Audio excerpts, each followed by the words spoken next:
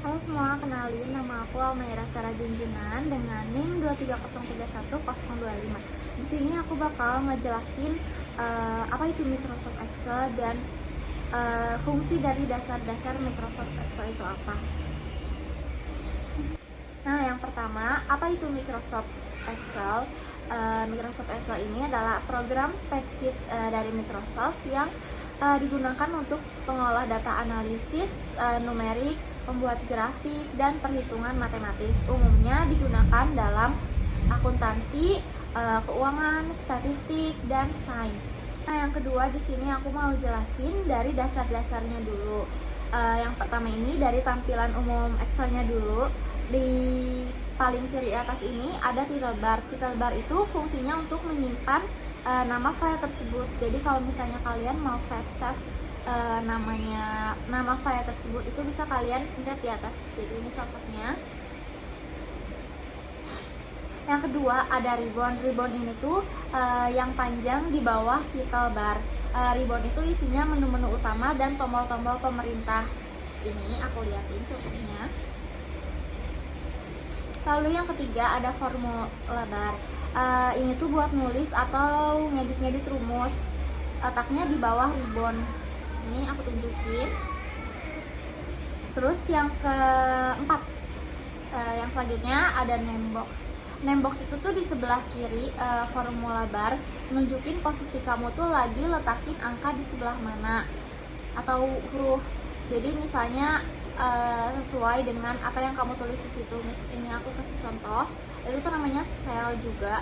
Jadi kalau misalnya kalian lagi di kolom B sama baris B, itu berarti sel B2 gitu. Maksudnya lagi di baris 2, berarti artinya itu tuh sel B2. Lanjut ada worksheet area. Ini tuh bagian paling besar tempat kamu ngetik data, bikin tabel, dan mengelola informasi.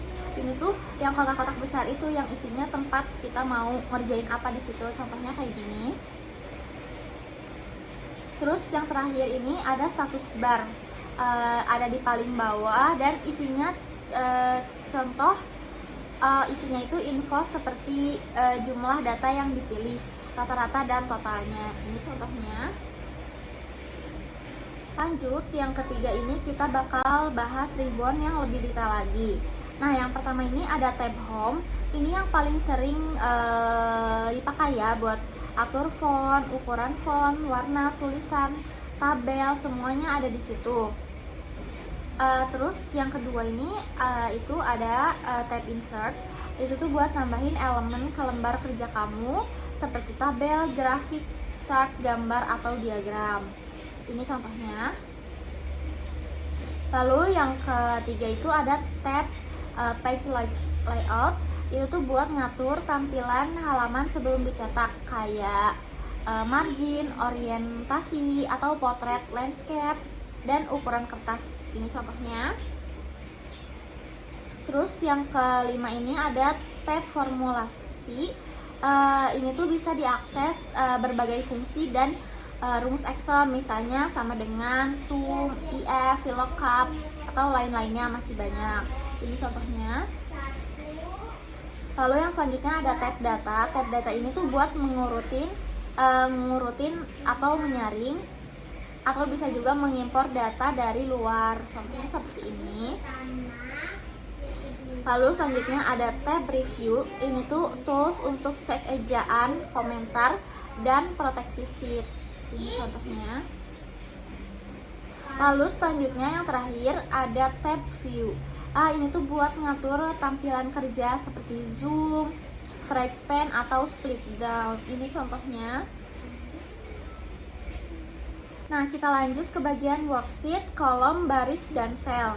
Nah, worksheet itu kan lembar tempat kamu kerja. Kalau misalnya nanti kamu mau nambah sheetnya, kalian bisa ada dicek di bawahnya itu tempat sheet, ada sheet 1, terus kalian bisa tambah jadi sheet 2, sheet 3, dan itu tuh bisa dikasih judul.